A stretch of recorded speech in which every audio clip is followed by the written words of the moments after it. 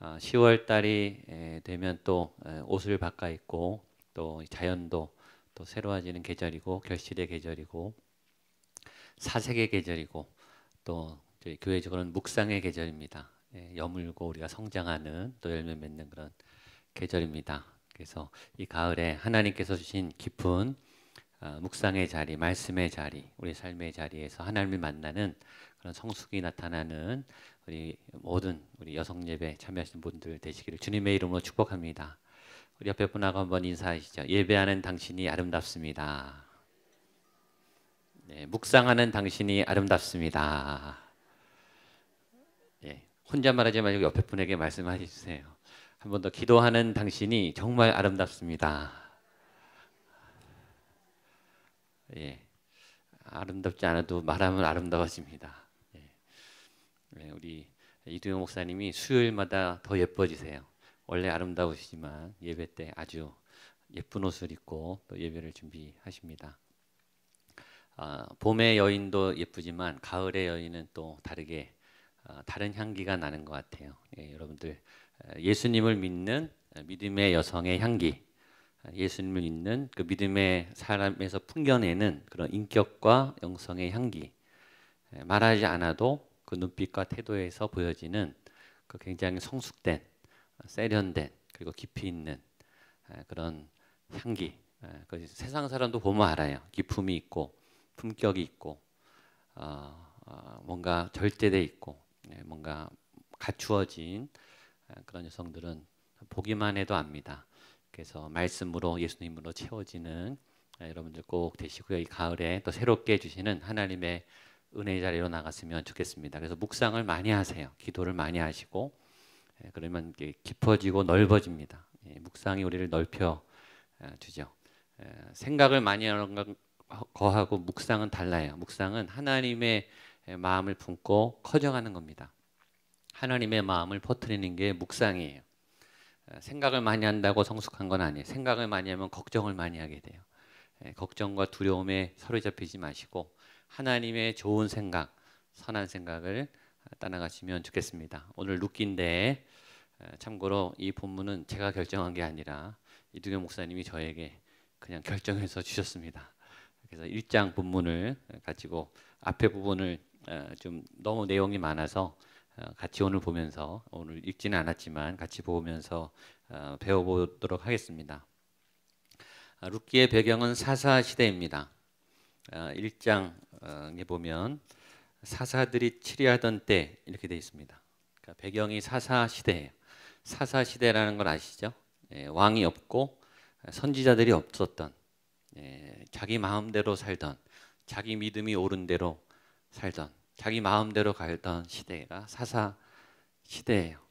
판관들 사사들이 인도를 했지만 굉장히 영적 암흑기고 혼돈기가 사사 시대입니다. 부도덕과 우상과 또 종교적 타락이 일반화됐던 시대가 사사 시대예요. 그래서 영적 암흑기가 사사 시대입니다. 오늘 한국 땅과 비슷해요. 암흑이 깃들어져 있는 하나님을 믿는 백성들도 있고 제사장도 있고 예배도 있는데 뭔가 갈증이 나는 그리고 막 엉망진창에 대해서 뒤죽박죽이 되어 있는 종교 단체 안에서도 혼돈이 있고 제사장들도 타락했고 시대는 더 엉망이고 시대는 가나안에 들어와서 가나안 문화를 막 따라가는 혼탁한 교회에 다니고 있지만 세상의 옷을 입고 있는 그런 변질된 신앙의 시대가 사사 시대입니다. 어둠이 짙으면 어둠을 따라가요. 세상의 세력이 크면 세상을 따라가게 돼 있어요. 한국 사람들은 유행을 좋아합니다. 튀는 거 별로 좋아하지 않고 대세를 따라가야 돼요. 스마트폰을 사면 다 스마트폰을 사야 돼요. 스카프를 하면 다 스카프를 매야 돼요. 안 매면 안 돼요. 그런 분위기가 있죠. 커트머리가 유행이면 커트를 해야 돼요. 그런 흐름이 이 시대를 이끌어가는 어떤 유행과 풍조와 사상들 자꾸 따라가게 하는 거죠. 요새 가정 질서가 무너지고 있어요. 그리고 동성애가 점점 자리를 잡고 있어요. 문신하는 이 문화가 막 들어오고 있어요. 여러 번 말했지만 죄는 문화를 타고 들어와요. 문화의 이름으로 들어와요. 유행의 이름으로 들어오고 많은 사람들이 하는, 그래서 일반화된 어떤 굉장히 자연스럽고 부러워할 만하고 그러나 그 안에 굉장히 세속적인 메시지가 있는 어떤 요소를 타고 들어와요. 그래서 어느새 교회 안에 세속적 가치관이 세상을 따라하게 하는, 세상이 좋은 거는 교인들도 좋아하는, 세상이 갖고 있는 것은 교인들도 갖고 있어야 되는, 그리고 교회도 갖고 있어야 되는, 세상이 가고 있는 그 흐름을 나도 남부럽지 않게 따라가야 하는 그 거대한 흐름을 거스릴 수 없는 시대, 그게 사사시대예요. 세상의 힘이 너무 강력해서 교회와 하나님의 사람들을 끌고 가는, 원래는 그게 아니라 하나님의 사람들이 이 문화를 선도하고 이 모든 사람 시대적 주류를 이끌어야 되는데 그게 아니라 하나님의 힘이 약하고 하나님의 사람들의 영성이 떨어지니까 하나님의 사람들이 세상을 따라가는 시대가 사사 시대입니다. 교회는 다녀요. 그러나 애굽을 자꾸 그리워하게 됩니다. 애굽을 부러워해요. 또 애굽의 힘에 눌려 있어요. 엄두도 못 내요. 출애굽이라고 하는 것은 상상도 못 해요. 내가 세상을 버리고 세상을 등지고 세상을 떠나고 이 좋은 이 문화와 시대적인 이 혜택을 못 받는 것은 상상할 수가 없어요. 그리고 홀로 설 자신이 없는 그런 시대가 사사 시대입니다. 배경이 이렇다는 거예요. 근데 이때 등불과 같은 룻기의 두 인물이 등장해요. 두 인물은 보아스와 룻입니다. 믿음이 없던 이 세대, 영적으로 교회 다니는 사람들은 많고 제사는 많지만 진짜 예배를 찾아볼 수 없는, 진짜 선지자를 찾아볼 수 없는, 진짜 하나님의 사람이 어떤 것인지 모델도 잃어버린 그런 시대에 횃불처럼 두 남자와 여자가 일어나는데 이 보아스와 룻이에요. 그래서 이 룻의 주제는 기업 물을 자입니다. 기업 물을 자, 그 사람의 인생을 책임져주는 보증인이에요. 보증인. 하나님의 나라를 세워가는 보증인. 아무도 영적으로 기댈 곳이 없고 영적으로 뒷받침을 해줄 수 있는 그런 멘토가 없고 영적 기둥이 없던 시대에 기업 물을 자, 내가 지켜줄게, 내가 보호해줄게, 내 그늘 아래 나에게 기대고 이 하나님의 은혜의 보호 아래 있어라 라고 나타난 사람이 보아스죠. 그리고 보아스를 통해서 하나님은 헤세드의 사랑, 인애의 사랑, 자비의 사랑, 굉장히 깊은 수준 높은, 그리고 굉장히 고통을 감수하는 그런 굉장히 깊은 사랑을 룻기에서 말하고 있습니다. 그리고 이 룻과 보아스를 연결하는 매개체로 사용된 분이 나오미예요. 오늘 본문에 나오는 나오미입니다. 하나님이 나오미의 고통을 통해서, 나오미 가정의 환난을 통해서 이 보아스의 가정을, 룻의 가정을 잉태시키죠. 그리고 이 보아스와 룻의 가정의 손자가 다윗이 되는 거죠. 이 가문에 이제 하나님이 위대한 일을 이루시는 그 서막에 중요한 것은 나오미의 눈물을 받으신다라는 거예요. 이 영적 시대 암흑기에는 하나님이 고통을 통해서 잉태를 하세요. 하나님의 사람들. 누군가는 피를 흘리고 누군가는 눈물을 흘리며 기도해야 되는 영적 어머니들, 영적 헌신자들, 깨어 있어서 시대와 타협하지 않고 이 암흑 시기가 빨리 지나가서 하나님의 때가 오기를 사모하는 그런 깨어있는 어머니들, 깨어있는 기도자들, 깨어있는 하나님의 여성들을 통해서 그걸 잉태시킨다라는 거예요. 여러분들이 시대의 나오미가 되기를 축복합니다. 여러분의 가정의 나오미가 되기를 축복합니다. 교회에 이런 나오미들이 많으셔야 돼요. 교회를 사랑하고 정말 교회를 위해서 몰래 중보하고 피눈물을 흘리면서 고통을 토해내면서 이 교회를 품는 그런 기도의 어머니들, 이 가정이 깨어지고 망가짐을 통해서 하나님은 이 나오미를 통해서 룻을 세우고 다윗을 세워주시죠. 먼저 배경을 보겠습니다. 우리 1장 1절 2절 보겠습니다. 시작. 사사들이 때에 그 땅에 흉년이 드니라. 유다 베들레헴의 한 사람이 그의 아내와 두 아들을 데리고 모압 지방에 가서 그 사람의 이름은 엘리멜렉이요 그의 아내의 이름은 나오미요 그의 두 아들의 이름은 말론과 기련이니 유다 베들레헴. 그들이 모압 지방에 들어가서 거기 살더니. 배경은 사사시대라고 했습니다. 근데 상황적 배경은 뭐냐면 기근이 들었습니다. 여기 그 사사들이 치리하던 때 그 땅에 흉년이 드니라. 이 땅은 베들레헴 땅입니다. 하나님의 땅 가나안 땅은 젖과 꿀이 흐르는 땅이에요. 하나님께서 믿음으로 가서 취하라고 하신 풍요의 땅, 에덴을 상징하는 천국을 상징하는 것이 가나안이에요. 근데 가나안에 기근이 들었다. 기근이 들은 이유는 영적 타락 때문이에요. 하나님의 사람의 풍요의 땅에 생육하고 번성하고 누리고 풍성해야 될 그 자리에 기근이 들었는데 그것은 타락 때문이에요. 흉년이 들었습니다. 믿음에는 기근이 찾아와요. 근데 이 베들레헴의 이름은 떡집이에요. 떡집은 떡이 많이 났겠죠. 뭔가 곡물이 풍성하고 먹을 게 많은 자리가 베들레헴이에요. 오죽 먹을 게 많으면 도시 이름이 떡집이었겠어요. 근데 그 풍요의 베들레헴도 기근이 들을 만큼 영적 기근과 삶의 빈곤이 심각하게 이 가나안 땅에 하나님의 사람들의 가정에 찾아왔다라는 거예요. 믿음에는 기근이 와요. 믿음의 기근이 오는 이유는 아까 말했지만 첫 번째는 죄 때문이에요. 두 번째 믿음의 기근이 오는 이유는 테스트 때문이에요. 믿음이 있는가? 고난이 와보면 알아요. 이 사람이 하나님을 사랑하는가? 평소 때는 몰라요. 다 잘 믿는 것처럼 보이지만 고난이 오고 환난이 오면 쫙 갈라져요. 제대로 믿는 분과 대충 믿었던 분, 아니 가짜로 믿었던 분이 정확하게 나와요. 고난은 굉장히 우리를 테스트하는 테스트예요. 나오미 가정 가짜예요. 기근이 오니까 바로 애굽으로 도망가요. 풍요의 땅을 향해서. 땅은요, 성경에서 하나님이 굉장히 중요한 개념이에요. 땅은 떠나면 안 돼요. 매매하면 안 돼요. 땅은 하나님 거예요. 하나님의 축복의 자리는 이동하면 안 돼요. 어떨 때는 하나님이 이동시키죠. 아브라함에게는 갈 때 우리를 떠나 가나안으로 가라고 했어요. 그러니까 하나님이 떠나라고 하신 땅이 있고 하나님이 머물라고 하신 땅이 있어요. 근데 어떤 분들은 이걸 반대로 해요. 떠나야 될 때는 자꾸 있으려고 하고 있어야 되는데 자꾸 떠나려고 하고 자기 생각을 따라가면 이렇게 돼요.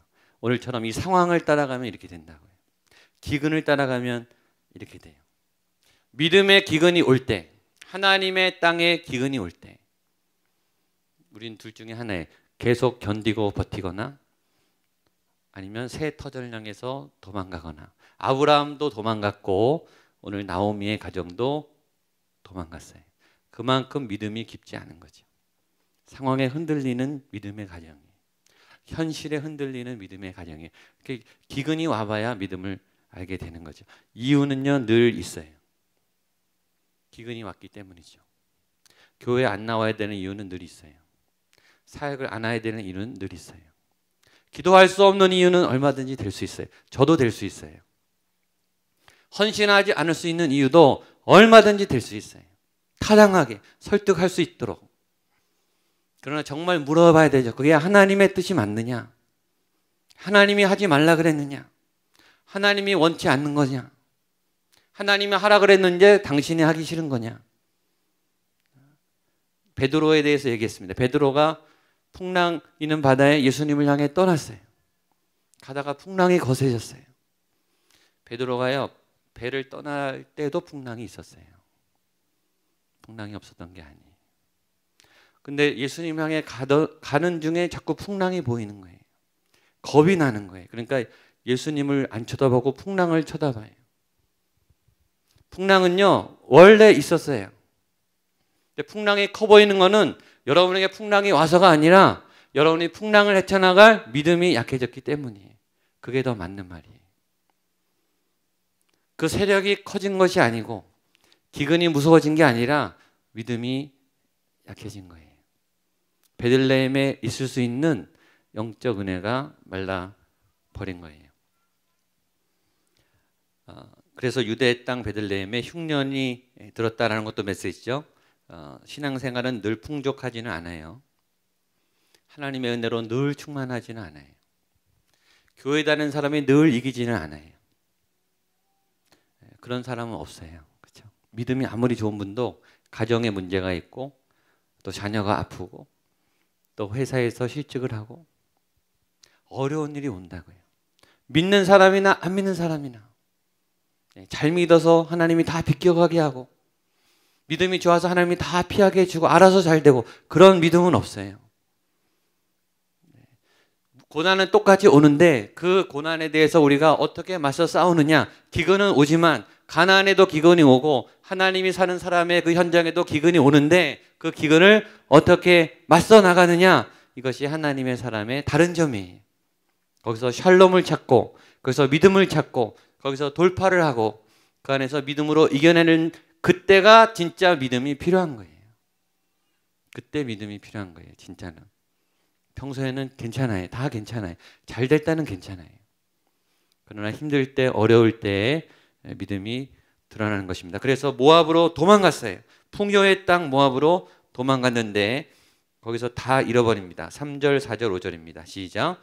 나오미 남편 엘리멜렉이 죽고 나오미와 그의 두 아들이 남았으며 그들은 모압 여자 중에 그들의 아내를 맞이하였는데 하나 이름은 오르바요 하나 이름은 루시더라. 그들이 거기에 거주한 지 10년쯤에 말론과 기련 두 사람이 다 죽고 그 여인은 두 아들과 남편의 뒤에 남았더라. 이 사람들이 베들레헴에 기근이 들어서 가나안에 기근이 들어서 왜 모압으로 갔을까요? 모압이 괜찮아 보였기 때문에 갔겠죠. 거기는 기근이 별로 안 들었기 때문에 간 거예요. 그러면서 하나님의 땅을 버리고 간 거죠. 우리가 세상을 쫓아가는 이유는 똑같아요. 지금 여기는 힘든데 그쪽은 괜찮아 보이기 때문에, 그쪽은 살만해 보이기 때문에, 아니 지금보다 더 좋아 보이기 때문에 가는 거예요. 가면 처음엔 괜찮아요. 모압은 식량이 있었겠죠. 어느 정도는 잘 살았을 거예요. 요나가 다시스로 가는 배를 탔어요. 다시스로 갔는데 배가 있었어요. 얼마나 좋은 찬스예요. 그래서 안전하게 어느 정도 항해를 했어요. 탕자가 재산을 가지고 3분의 1, 아버지의 전 재산의 3분의 1을 가지고 얼마 동안은 얼마나 풍족하게 잘 썼겠습니까? 얼마는 괜찮아요. 세상에 나가면 당분간은 괜찮아요. 근데 그 시기가 지나면 더 큰 어려움이 와요. 이게 모압에 있는 현실입니다. 세상은 보암직도 하고 먹음직도 합니다. 그리고 부러워해요.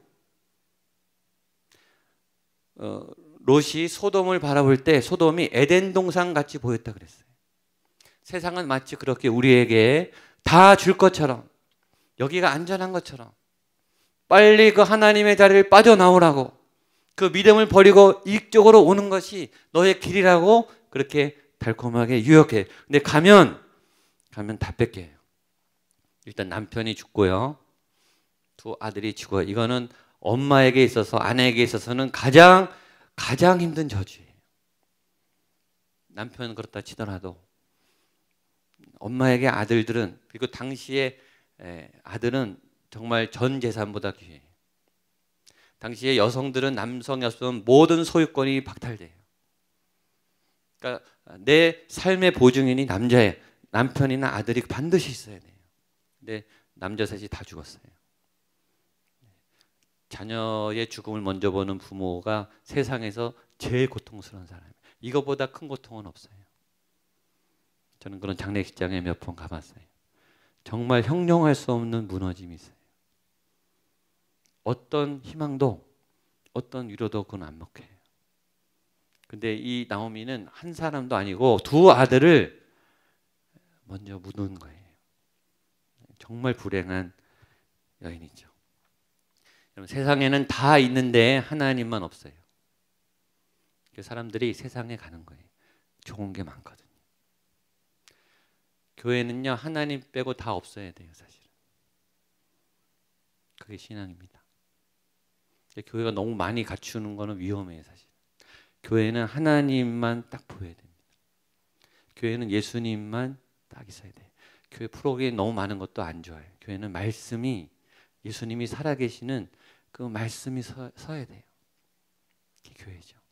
세상은요, 하나님 빼고 다 있어요. 교회는요 하나님만 있고 다 없어요. 여러분 어디로 가시겠습니까? 오늘 나오미의 선택은 모압이었어요. 그런데 거기 갔더니 다 뺏겼습니다. 다 줄 것 같았던, 다 잃을 것 같았던, 여기 와서 살겠다라고 느꼈던 그 자리에서 오히려 10년 안에 모든 것을 다 빼앗겨 버립니다. 그래서 이제 다시 유다 땅으로 들어옵니다. 6절 7절입니다. 시작. 그 여인이 모압 지방에서 여호와께서 자기 백성을 돌보시사 그들에게 양식을 주셨다 함을 듣고 이에 두 며느리와 함께 일어나 모압 지방에서 돌아오려 하여 있던 곳에서 나오고 두 며느리도 그와 함께하여 유다 땅으로 돌아오려고 길을 가다가 모압에 있었더니 또 유다가 풍년이더라 이 얘기가 또 나온 거예요. 이제 가나안 땅에 회복이 시작됐어요. 그 소리를 들었어요. 그리고 이제 글로 가는 거죠. 가는 동안에 이 나오미가 깨닫습니다. 20절 보면은 이런 말이 있어요. 전능자가 나를 심히 괴롭게 하였느니라. 하나님이 나를 치셨느니라. 자기가 잘못 가놓고 우리는 하나님이 치셨다고 얘기하죠. 하나님이 친 게 아니라 우리가 잘못 간 거예요. 우리는 자기가 잘못해놓고 하나님이 치셨다 그래요. 죄를 안 지면 되잖아요. 잘못을 안 하면 되는데, 그러나 중요한 것은 하나님의 방향으로 다시 돌아왔다라는 거예요. 거기서 결단하고 또 더 이상 살 수 없는 그 상황에서 모든 것을 정리하고 이제 하나님의 땅으로, 하나님의 임재가 있는 그 자리로, 하나님의 품 안으로 다시 돌아오려고 하는 결단을 취합니다. 이건 금이 환영이 아니에요. 부끄러운 기환이, 수치스러운 기환이, 결코 알릴 수 없는 기환이, 몰래 아무도 모르게 고개 숙이고 들어와야 되는 초라한 기한이죠. 그러나 나오미는 알았어요. 하나님의 부르심이구나. 하나님이 나를 부르는구나. 그러니까 나이가 많아도 믿음으로 깨닫는 거는 이제 성숙해 가는 거예요. 이제. 믿음이 있는 것처럼 믿음의 자녀를 다 두고 직분도 받고 교회 생활도 오래 했는데 보면 믿음이 그렇게 크지가 않아요. 혼나봐야 정신을 차리고 기근을 통해서 뺏겨봐야 이제 정신을 차려서 하나님이 나를 부르시는구나. 하나님이 나를 다시 이곳으로 인도하시는구나 라고 하는 상황에 두 며느리들과 얘기하는 장면이 이제 오늘 본문이죠. 13절 14절입니다. 시작. 너희가 어찌 그들의 자라기를 기다리겠으며 어찌 남편 없이 기다리겠다고 결심하겠느냐.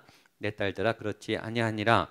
여호와의 손이 나를 치셨으므로 더욱 마음이 아프도다 하매 그들이 소리를 높여 다시 울더니 오르바는 그의 시어머니에게 입맞추고 룻은 그들을 그러니까 말하죠. 너희들은 모함 여인이니까 가라. 내가 자유스럽게 해주겠다. 시어머니랑 떨어져 있으니까 얼마나 좋아요. 좋겠죠. 대답 안 하시네. 좋지 않았겠습니까? 이제 자유잖아요, 자유. 그래서 오르바는 갑니다. 근데 룻은 남아요. 상황에 놓여 보면 이제 본심이 드러나는 거죠. 계속 따라올 사람하고 이제 갈라질 사람. 근데 나오미가 말해, 나한테 지금 씨가 없다, 아들이 없다. 그리고 내가 지금 남편을 만나서 아들을 자라게 한들 너희들과 나이 차이가 너무 나기 때문에 너희를 오래 기다리게 할 수 없다. 그러니까 가라. 너희를 보증해줄 남자가 내게 없기 때문에 너희들은 이제 삶을 지탱해줄 그 남성들을 찾아서 가라라고 자유롭게 놔주었습니다. 15절 말씀 보겠습니다. 시작. 나오미가 또 이르되 보라 내 동서는 그의 백성과 그의 신들에게로 돌아가나니 너도 너의 동서를 따라 돌아가. 나오미는 한 번 말하지 않고 거듭 말해요. 자, 네 동생도 갔으니까, 오르바도 갔으니까 너도 이제 가라. 너는 너의 살 길을 찾아 떠나라.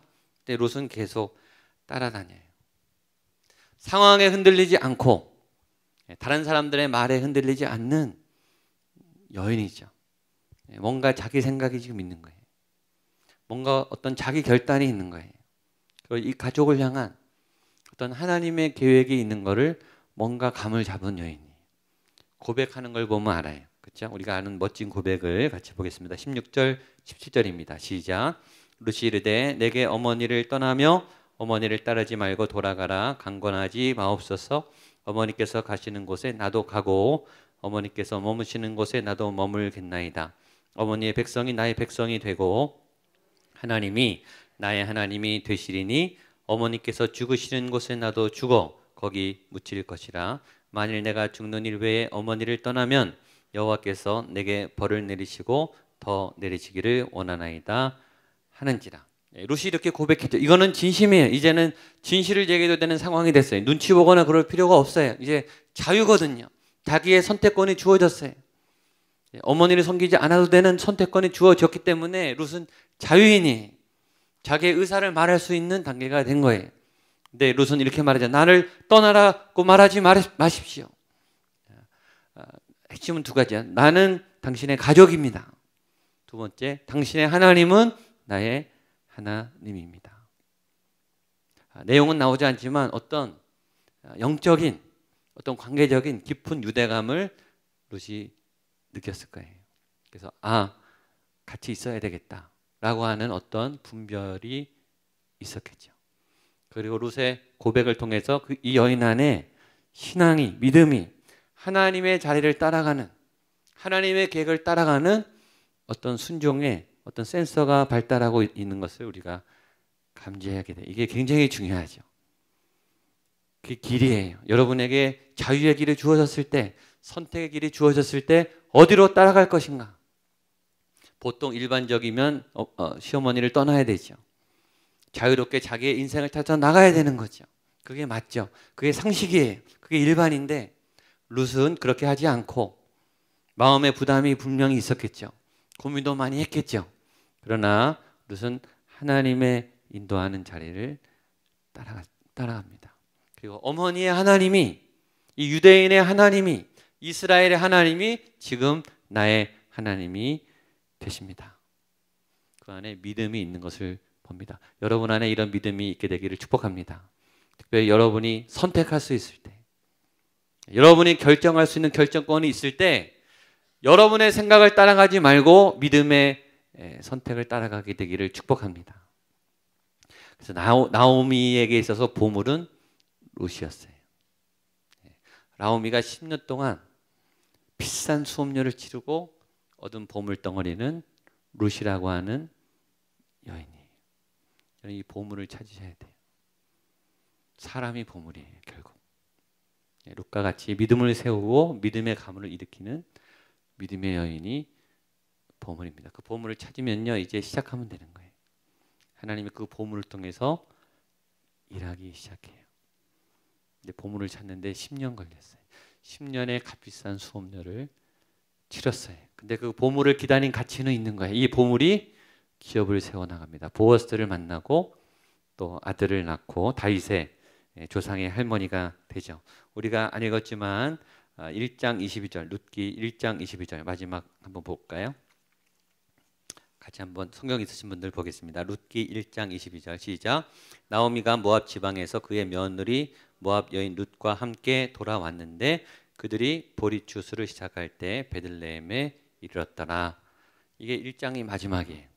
뭔가 새로운 길이, 새로운 회복이, 새로운 희망이 열리는, 그때 돌아올 때 보리추수가 일어나는, 양식이 익어가는 그 시기에 양식이 채워지면서 보아스라고 하는 사람을 만나면서 지금 이제는 나오미에게 점점 이제 붙는 거예요.